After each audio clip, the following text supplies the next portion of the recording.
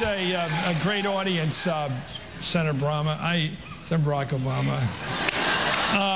This is a strange question, but everything's ethnic this year, so I'll ask it. What's it like to be a black kid with a white mom? Well, I tell you what, it's part of what America's about. You know, we're a melting pot, and what I think it did for me was to give me a perspective that maybe is broader on some of the misunderstandings that people go through, but also an appreciation of everybody's cultures. I mean, it's not just the fact that I have a black dad and a white mom. I've got a sister who's half Indonesian, who's married to a Chinese Canadian. I've got a niece who looks like, you know, she's all mixed up. And, you know, so when you get our family together, I've said this before, I wrote a book, I've got family members that look like Margaret Thatcher, I've got family members that look like Bernie Mac, and so what it does, what it means is, I'm not going to engage in stereotypes about people, because you never know where people are coming from, and I really have learned to believe that everybody has common values and common ideals, and especially here in America, everybody wants the same things. They want a good job, they want to take care of their families, they want health care they can afford, they want to be able to send their kids to college, retire with dignity and respect. And everybody wants to know this stuff. See, the people here, the young people here who are black don't know what it's like to be white, and the white people don't know what it's like to be black, and you have a better look at that than anybody. Well, I think that, as I said before, people have a lot more in common than I think we give them credit for. The part of the problem is our politics fans division. It feeds on it. It's not that it's not there already, but a lot of times it's a convenient way to stir things up. And one of the things that we've tried to do in this campaign, and I think young people are tapped into this, is to say, look, people of different races occupy different situations and have a different history. And we've got to address some of that different history. Yeah. But people's aspirations, their capacity for good and for bad, it really is the same. And we're at our best when we join together. We're at our best when we're unified. We're at our worst when we're divided, and when our politics is based along tribal and ethnic lines instead of based on who we are as Americans. You know that term in politics called the dog whistle, where you say something and certain people hear it and they can't get caught using it, but they know what they're doing? Do you think the Clinton campaign is using a dog whistle by constantly talking about your former pastor? No, look, I think that... Are they playing that ethnic card? Look, I think that's fair game, in the sense that, what my former pastor said was offensive, and I think that in politics, whether I was white, black, Hispanic, Asian, somebody would be trying to use it against me. And I do think that it is important to keep things in perspective and to remind ourselves that over the last 2 weeks, we've marked the 5th anniversary of a war that has now lasted longer than World War I, World War II, and the Civil War. Yeah. I think it's important for us to remind ourselves 4,000 Americans have died, more than 4,000 Americans, that families are now suffering 3, 4 tours of duty, putting enormous strain on military families, that people are losing their homes.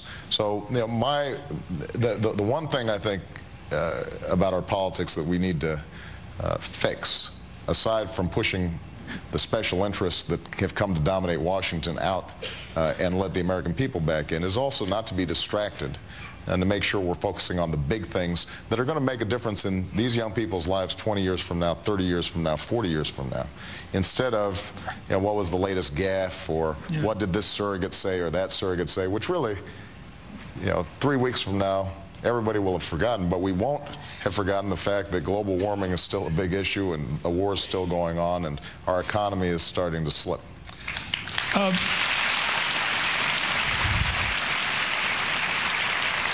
That said, when you hear divisive language, whether it's from your preacher or from anyone else, why didn't you walk out of that church? Why, when you heard that, when you called controversial language, why did you go back and give him $27,000 in contributions to your church? Why didn't you just say, he's on a different side of this fight than I am? No, but because I think that what's happened is we took a loop and compressed the most offensive things that a pastor said over the course of 30 years and just ran it over and over and over again. Now, there's that other 30 years. I never heard him say those things that were in those clips. Yeah.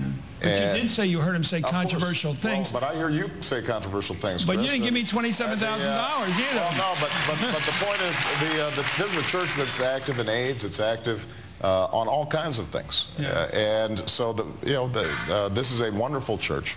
But as I said, look at the amount of time that's been spent on this today, Chris, at a time when we haven't talked about a whole host of issues that are really going to make a difference. You know the Republicans will bring it back. Of course it'll come back, and of course the Republicans will bring it back. But the question is, what's actually going to make a difference in the lives of people right now who are on the verge of losing their homes? What's going to make a difference in their lives?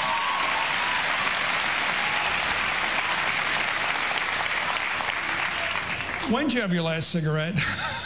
You know... and was that the last time you cried? What was that like? Because that shows, I mean, Bush, the president, gave up booze. Yeah. I always thought that was an impressive thing about him. I gave it up. I know how hard it is. You just give it up, cold turkey. What was it like for you, and what advice can you give these kids? You're obviously not going to tell them to keep smoking. Don't start.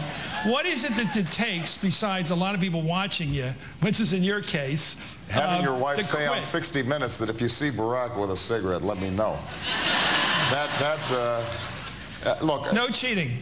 Well, you know, no cheating. I fell off the wagon a couple times during the course of it, and then was able to get back on.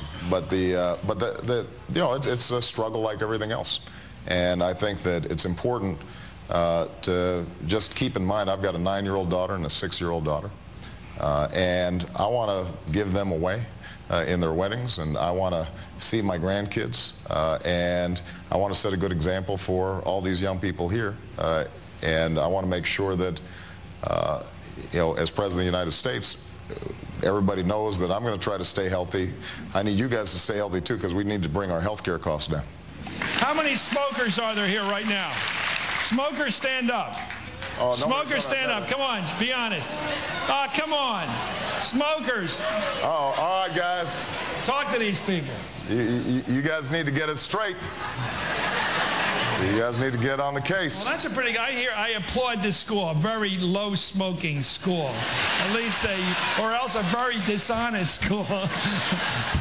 Let me ask you about it. Any time in this campaign, did you have a chuckle that you just couldn't get rid of? Something weird that happened, it was so crazy that you just went to bed laughing about? Oh, I think that happens once a day. But then I stopped watching cable news. Oh.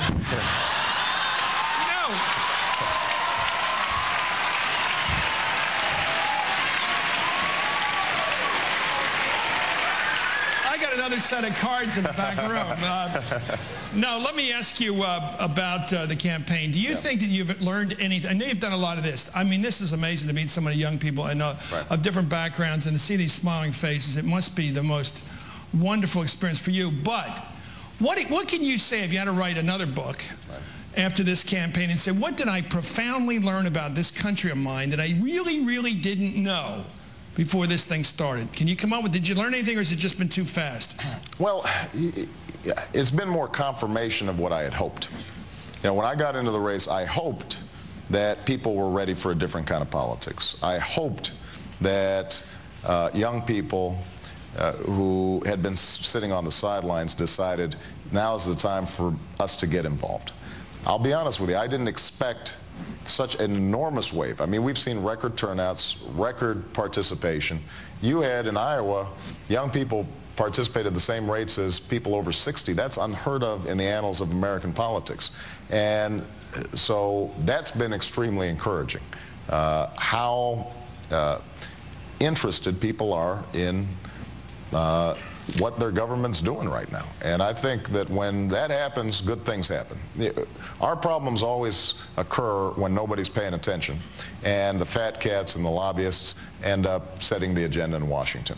And when the American people are paying attention, they hold the government accountable, and it makes an enormous difference, and we actually start solving problems, and that's what I think we can do starting next year. Okay, thank you. We'll be right back with more of Senator Barack Obama from Westchester University in Philadelphia.